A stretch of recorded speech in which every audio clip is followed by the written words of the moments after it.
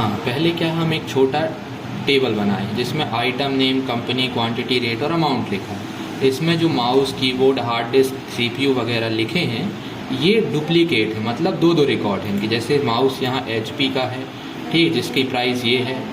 दूसरा माउस यहाँ पर है जो कि डेल का है, तो यहाँ माउस के रिकॉर्ड है। वी लुकअप फॉर्मूले में क्या होता है, वो पहला रिकॉर्ड ही शो कर देता है।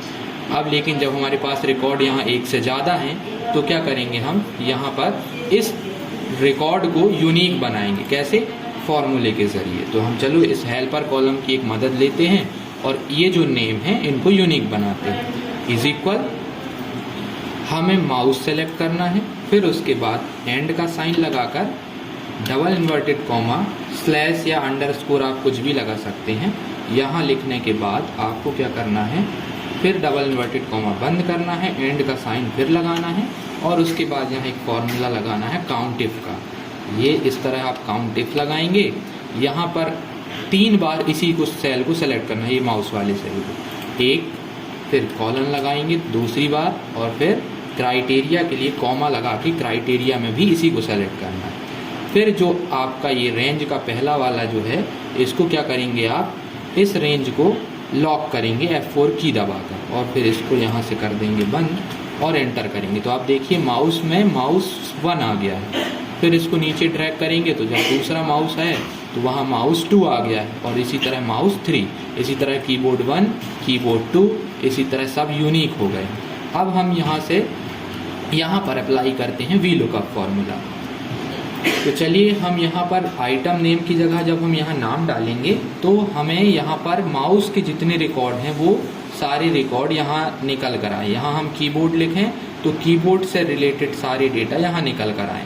तो हम यहाँ हेल्पर कॉलम पर यहाँ भी एक हेल्पर कॉलम बनाएंगे और इस हेल्पर कॉलम पर 1 2 3 4 5 ये नंबर ले लेंगे। ये नंबर इसलिए लिए हैं जितनी बार हमारा डेटा डुप्लीकेट है, मतलब जितनी बार हुआ है उसके लिए हम उतना नंबर ले लिए।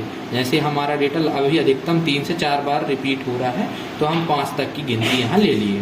चलिए हम यहाँ यूज़ करते हैं। अब हम क्या करेंगे, यहाँ आइटम नेम लिखें, ठीक, तो हमें क्या, इसका पूरा डेटा निकल कर आए। इसके लिए हम एक हेल्पर कॉलम लिए हैं जिस पर जितनी बार हमारा डेटा रिपीट होगा उतने नंबर हमने लिख लिए हैं, उससे ज़्यादा भी आप लिख सकते हो। तो चलो हम लगाते हैं यहाँ formula is equal V lookup, ठीक है। लुकअप वैल्यू में हम क्या देंगे, इस सेल को देंगे और इसको करेंगे लॉक, इसको कर देंगे लॉक। जो देखो यहाँ लॉक हो गया। फिर उसके बाद एंड का साइन लगाएंगे, double inverted comma, slash, double inverted comma बंद, फिर एंड का साइन आप लगाकर इस सेल को सेलेक्ट करोगे और इसको एक साइड से कर दोगे लॉक। ये कर दिया, डॉलर का साइन लगा के लॉक। ये हमारी बन गई है लुकअप वैल्यू। अब हम पूरे टेबल को सेलेक्ट करेंगे, इस टेबल को सेलेक्ट करके इस टेबल को पूरी लॉक कर देंगे। कॉमा, कॉलम इंडेक्स नंबर लिखने के लिए हम यहाँ कॉलम्स का फॉर्मूला लगाएंगे। ये कॉलम्स लगाया हमने, इसमें हम हेल्पर कॉलम से आइटम नंबर तक सेलेक्ट करके इसको एक साइड से लॉक कर देंगे। ये अब इसको बंद करने के बाद यहाँ हम लगाएंगे 0 और ये इस ब्रैकेट को बंद करेंगे। तो आप देखो यहाँ पर कीबोर्ड आ गया है, और जैसे ही हम इसको राइट साइड ड्रैग करेंगे तो कीबोर्ड से रिलेटेड डेटा आ गए हैं, और इसको नीचे ड्रैग करेंगे तो कीबोर्ड के सारे डेटा जो इस टेबल पर थे वो सारे डेटा यहाँ निकल के आ गए।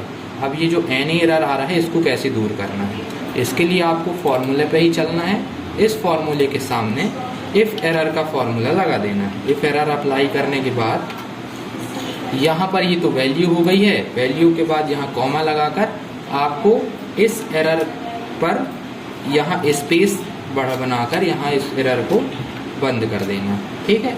ये एंटर करना है और फिर से एक बार इस फॉर्मूले को राइट साइड ड्रैग करना है।